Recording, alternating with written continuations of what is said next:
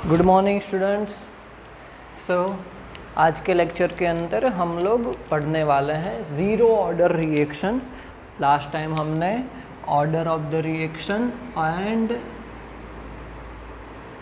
के rate constant उसका unit इसके बारे में स्टडी किया था।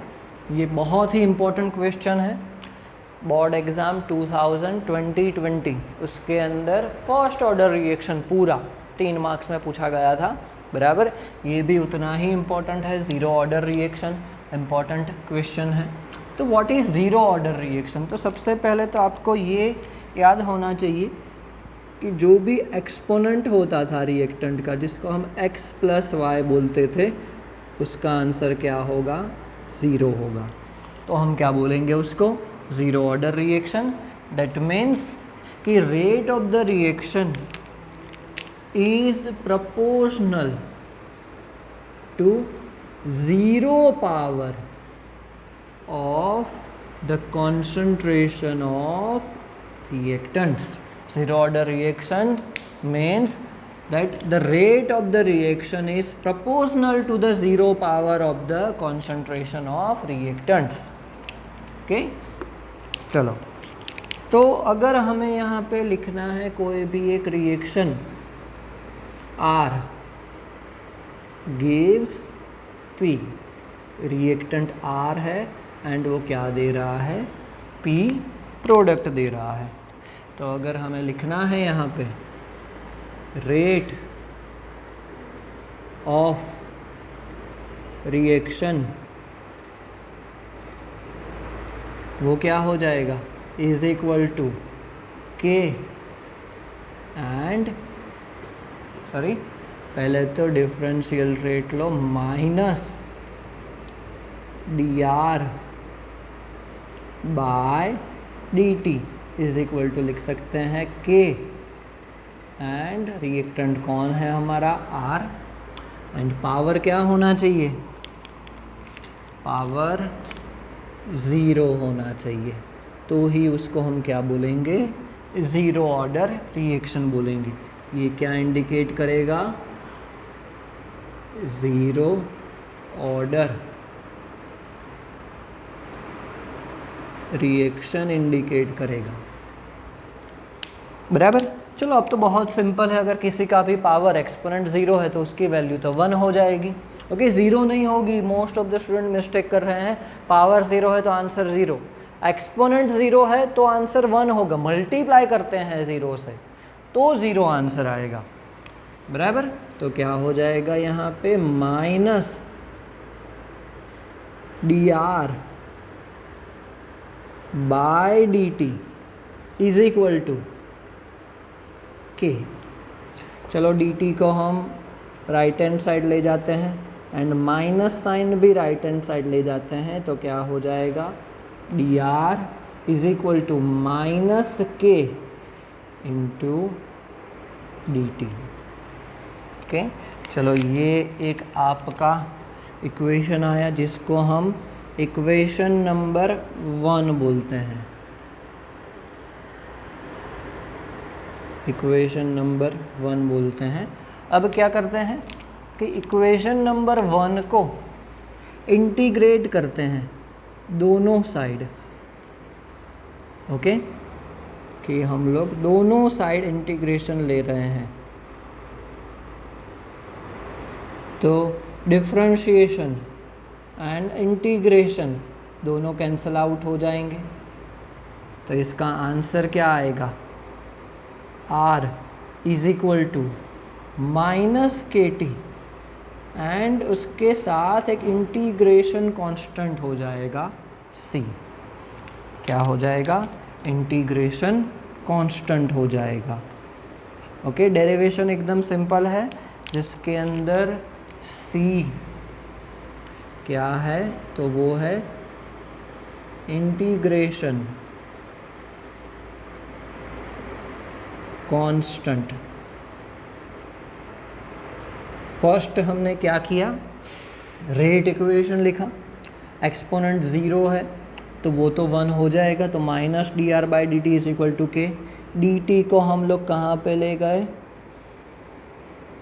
राइट हैंड साइड तो वो ऊपर आ गया, माइनस साइन को भी हमने ले लिया। फिर क्या किया हमने, दोनों साइड इंटीग्रेशन लिया, तो concentration of R is equal to minus K T plus C, जिसमें C क्या है, C is a integration constant. Okay, चलो तो अब हम लोग देखते हैं कि इनिशियली और at initial stage reaction start ही नहीं हुआ है, स्टार्ट नहीं हुआ है, तो हम लोग T इज इक्वल टू 0 बोल सकते हैं।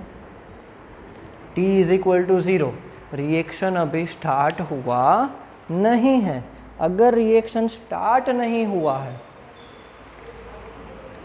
बराबर, तो फिर रिएक्टेंट की कॉन्सेंट्रेशन उसको हम क्या लिख सकते हैं, R0 लिख सकते हैं।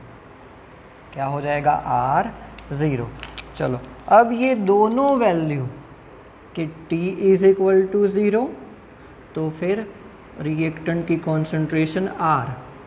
चलो ये दोनों वैल्यू हम लोग इसके अंदर इनपुट करते हैं, तो क्या आएगा, R जो है वो R0 हो जाएगा, एंड माइनस के T0 है, 0 के साथ मल्टीप्लाई करेंगे तो आंसर 0 आएगा, तो इज इक्वल टू क्या हो जाएगा, C हो जाएगा, इज इक्वल टू क्या हो जाएगा, C। तो हमें क्या मिल गया, C की वैल्यू मिल गई, हमें C जो इंटीग्रेशन कांस्टेंट है उसकी वैल्यू मिल गई। चलो वैल्यू इनपुट करते हैं, तो क्या हो जाएगा, फॉर्मूला है R is equal to minus K T plus R0। चलो के टी को हम लोग क्या करते हैं, सब्जेक्ट बनाते हैं, तो क्या हो जाएगा, R0 माइनस R, और फाइनली इसके ऊपर से अगर K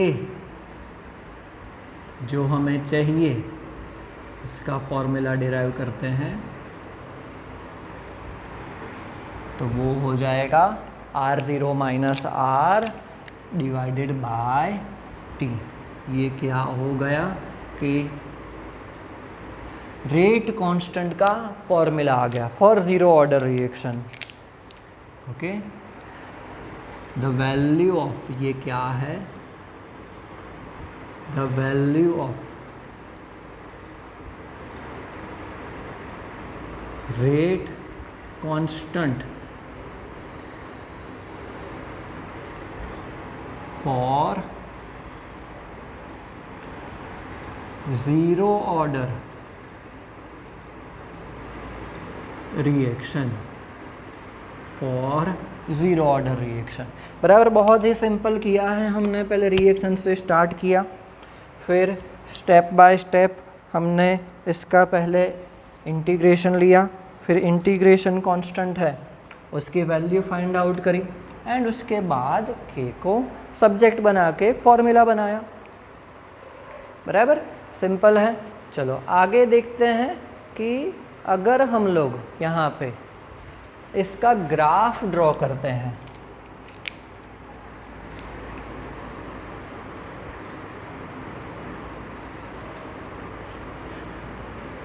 कि concentration R versus time graph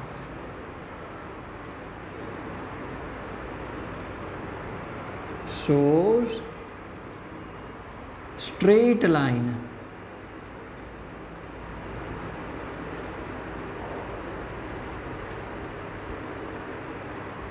shows straight line। That means अगर हम लोग यहाँ पे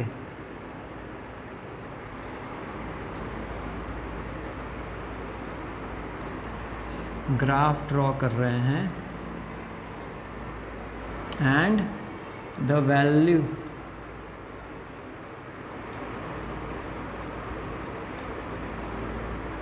इज बोल सकते हैं y is equal to mx plus c। Actually ये फॉर्मूला स्ट्रेट लाइन है, तो स्ट्रेट लाइन का क्या हो जाएगा, ये फॉर्मूला हो जाएगा। तो एक्चुअली क्या होगा, ये r is equal to minus K T plus r0, ऐसा हो जाएगा, बराबर। तो फिर स्ट्रेट लाइन ग्राफ मिलती है कुछ इस तरीके से, ओके, जिसमें क्या है, ये टाइम है,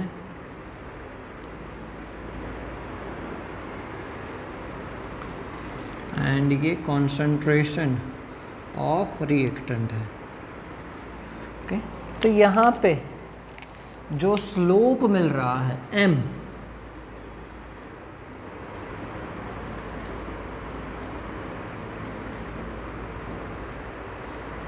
वो क्या हो जाएगा, m स्लोप है,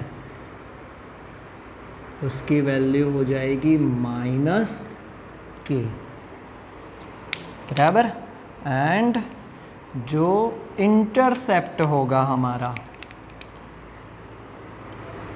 c, intercept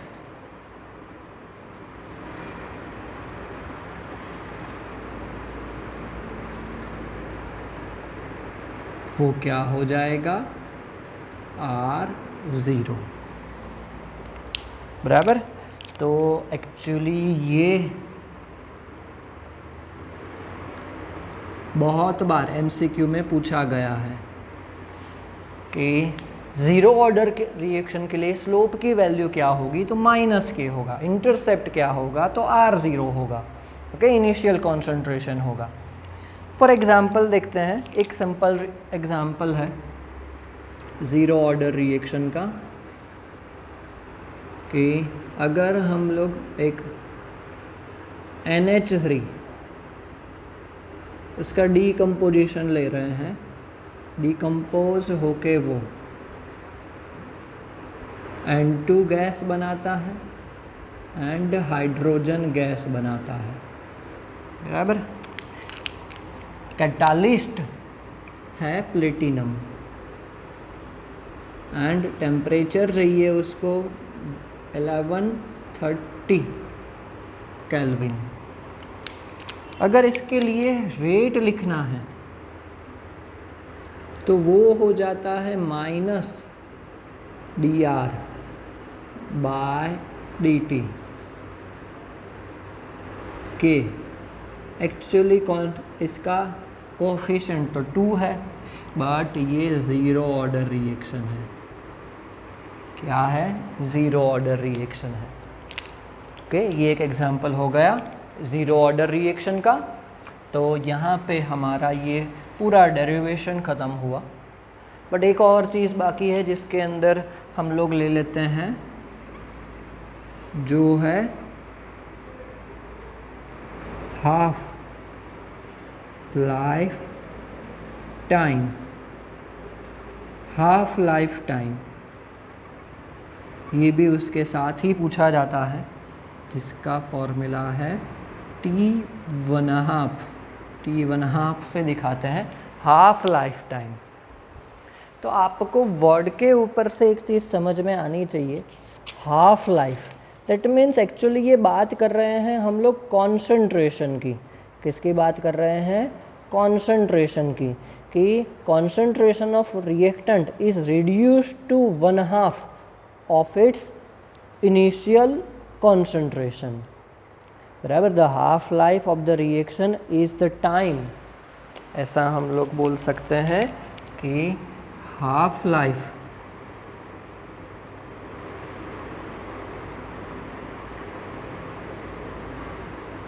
is the time in which the concentration of reactants are reduced to 1/2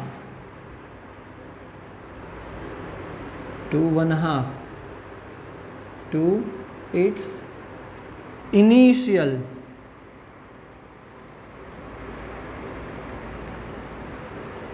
concentration।